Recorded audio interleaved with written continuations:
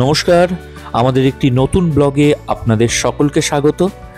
আজ 13ই নভেম্বর।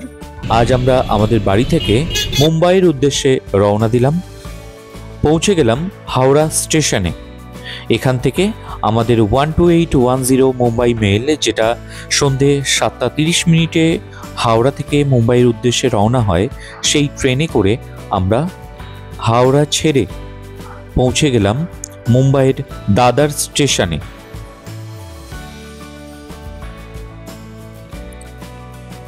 দাদার স্টেশনে পৌঁছানোর পর আমরা একটি লোকাল ট্রেন ধরে পৌঁছে গেলাম মুম্বাইয়ের খার স্টেশনে, কারণ আমাদের গন্তব্য ছিল খারের রামকৃষ্ণ মিশন মঠ। খার রোড স্টেশন থেকে আমরা অটোতে করে পৌঁছে গেলাম রামকৃষ্ণ মিশন হসপিটালের গেটের সামনে এবং সেখান থেকে ভিতরের রাস্তা দিয়ে পৌঁছে গেলাম মায়ের মন্দিরে। চলে আসলাম মায়ের মন্দিরে। আর এই সারদা মায়ের মন্দিরের ভিতরেই ছিল রামকৃষ্ণ দেবের মূর্তি। এই জায়গাটি রামকৃষ্ণ মঠ খার, এর ভিতরের সুসজ্জিত বাগানের পরিবেশটি বেশ মনোরম ছিল। এই মঠের ভিতরে রামকৃষ্ণদেবের মূর্তিকে আমরা প্রণাম জানিয়ে তারপর আমরা আমাদের হোটেলের উদ্দেশ্যে রওনা দিলাম। হোটেলে ফ্রেশ হয়েই সঙ্গে সঙ্গে আমরা বেরিয়ে গেলাম বরিভিলিতে যাওয়ার জন্য এবং খার রোড স্টেশন থেকে টিকিট কেটে আমরা পৌঁছে গেলাম বরিভিলি স্টেশনে। বরিভিলি স্টেশন থেকে বেরিয়ে ওয়েস্টে আসতে হবে। সেখান থেকে যে কোনো শেয়ারিং অটো অথবা বাস অথবা একটা রিজার্ভ করা অটো মিটার শেয়ারিংয়ে আপনারা চলে আসতে পারেন গড়াই জেটি। আজ গড়াই জেটি থেকে আমরা পৌঁছে যাব মুম্বাই প্যাগোডা দর্শনের জন্য। আমরা এখন গড়াই জেটির সামনে পৌঁছে গেছি।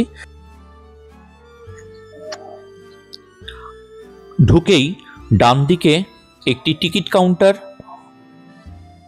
এই হলো টিকিট কাউন্টার। এখান থেকে মাথা পিছু 100 টাকা করে টিকিট কেটে আমাদের প্যাগোডা পর্যন্ত পৌঁছাতে হবে। 100 টাকার টিকিটটি কিন্তু অবশ্যই রিটার্ন টিকিট, কাজেই এই টিকিটটা খুব যত্ন করে রাখবেন। ফিরতে কিন্তু এই টিকিটটাই কাজে লাগবে। আজ ভাটা ছিল, তাই জন্য জল অনেকটাই দূরে। ওই দেখুন, দেখা যাচ্ছে প্যাগোডা।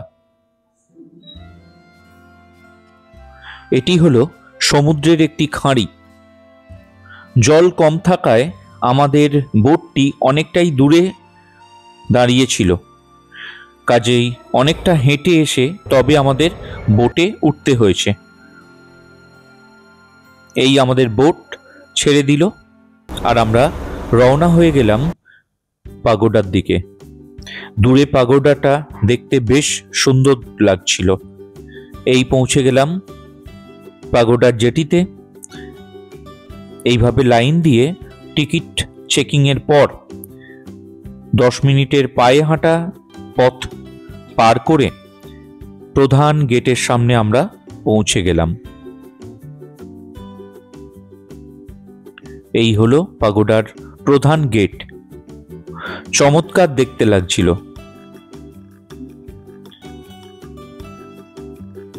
পাগোডার ভিতরে ঢোকার জন্য কিন্তু কোনো প্রবেশ মূল্য লাগে না।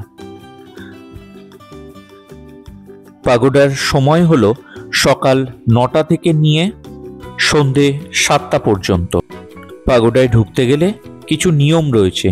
জুতো অবশ্যই খুলতে হবে এবং সিকিউরিটি চেকিংয়ের পর তবেই পাগোডায় এন্ট্রি পাওয়া যায়। পাগোডার ভিতরে শপিং সেন্টারও রয়েছে। পাগোডা বিষয়ক কিছু জিনিসপত্র যদি আপনি চান এখান থেকে কিনতে পারেন।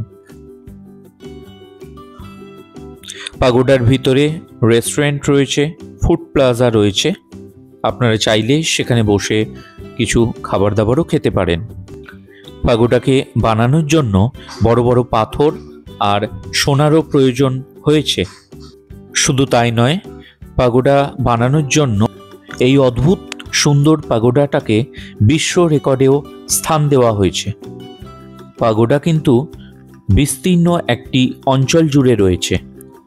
এই পাগোডায় বুদ্ধদেবের সময়কার বিভিন্ন ছবি আপনারা দেখতে পাবেন। এছাড়াও প্রতিটি দেয়ালের মধ্যে বুদ্ধের কিছু বাণীও লেখা রয়েছে। এটি হলো ধর্মচক্র।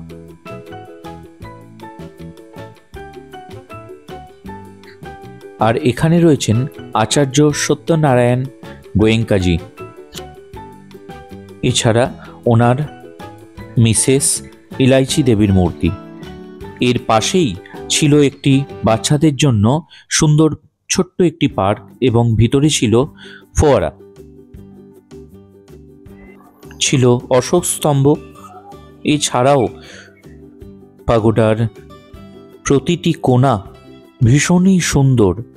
এটি মুখ্য দ্বারে রাখা দুটি হাতির মূর্তি। এই সুন্দর পাগোডাটা মুম্বাই দর্শনের একটা মুখ্য দিক বলা চলে। মুম্বাই দর্শন করতে গেলে অবশ্যই এটি তালিকাভুক্ত রাখতেই হবে। পাগোডার প্রতিটি স্থান এতটাই সুন্দর যে কোনো জায়গা থেকে চোখ ফিরানো যাবে না। পাগোডা থেকে বেরোতেই ডান হাতে ছিল অটো স্ট্যান্ড। সেখান থেকে জেটি পর্যন্ত পৌঁছিয়ে আমরা ফিরে পড়লাম মুম্বাইয়ের অপর প্রান্তে, যেখান থেকে আমাদের যাত্রা আমরা শুরু করেছিলাম। আজ ছিল বম্বে টু গোয়া সফরের প্রথম পর্ব। পরের পর্বগুলো আরও ইন্টারেস্টিং এবং ইনফরমেটিভ হতে চলেছে, তাই অবশ্যই সাথে থাকবেন। আর আজকের পর্বটি যদি আপনাদের ভালো লাগে তাহলে লাইক, শেয়ার ও সাবস্ক্রাইব করতে ভুলবেন না।